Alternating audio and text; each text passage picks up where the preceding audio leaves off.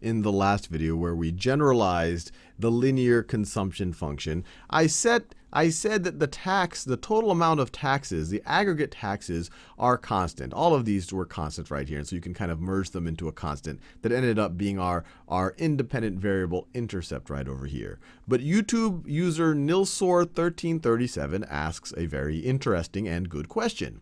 Well, aren't taxes in some way a function of aggregate income? In most modern economies, people pay a percentage of their income, or in general, the tax base grows as aggregate income or as GDP grows. So is it appropriate to make this constant? So the simple answer is it depends on how carefully you want to model it. In some cases, you might just say, well, no, let's just assume that this is a bulk tax. We're just trying to understand one aspect of it. And you will see that in some economics courses or some economics textbooks. The other way is you could actually model it a little bit more realistic. You could say, hey, taxes really are a function of aggregate income. We could say that T really is going to be equal to some tax rate, I'll write that as a lowercase t, times aggregate income. And in a place like the US, this might be close to 30% of aggregate income, or 20%, whatever it might be of aggregate income is what is going to go for taxes. And if you do it this way and you substitute back into this, you can actually get an expression for consumption in terms of aggregate income that takes into consideration the idea that taxes are a function of aggregate income. And just to do that algebraically, we can rewrite this expression up here. So you have consumption, aggregate consumption is equal to my marginal propensity to consume times aggregate income plus autonomous consumption, the amount that would be consumed no matter what, minus the marginal propensity to consume shows up again. And then instead of writing t right over here, I'm going to write lowercase t times y. So the tax rate times aggregate income. So times the tax rate times aggregate income. So I just took this, instead of writing uppercase t, I wrote lowercase t times aggregate income, and they should be the same thing. But now we've expressed t as a function of aggregate income.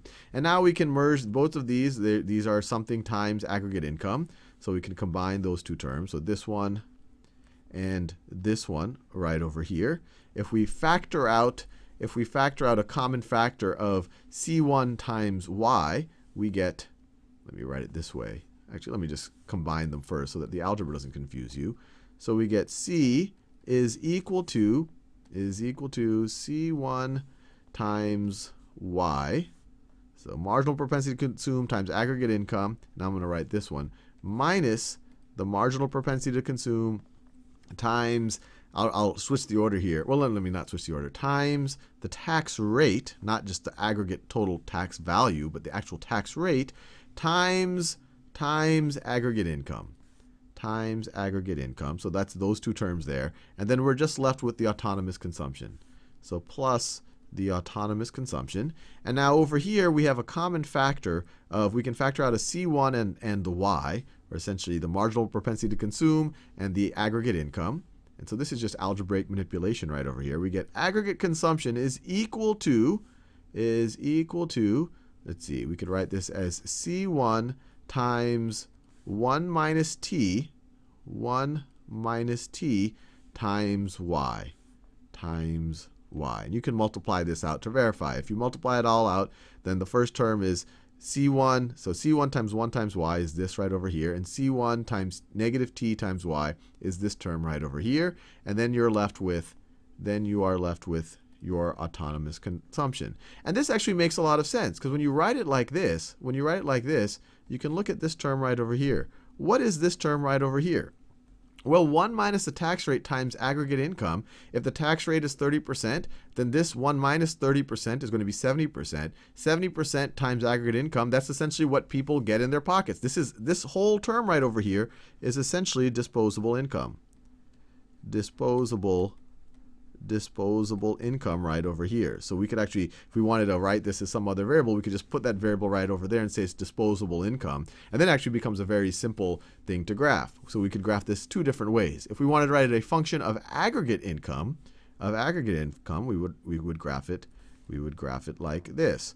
Now, when we express it this way, taxes as a function of aggregate income, now our vertical intercept, so this is aggregate consumption, our vertical intercept is this term right over here.